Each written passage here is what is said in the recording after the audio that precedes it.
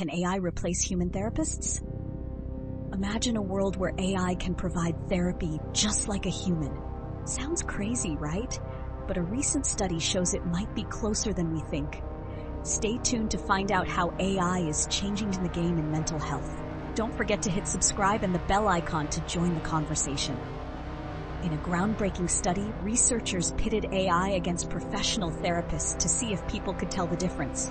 The results? Shocking! Participants were shown responses to therapy scenarios and had to guess AI or human. Most couldn't tell. This shows just how advanced AI has become in mimicking human empathy. Here's the kicker. AI responses were often rated higher in empathy, cultural competence, and key therapy principles. Could AI be the future of mental health support? AI could revolutionize therapy, making it more accessible and flexible. Imagine having a therapeutic chatbot available 24/7.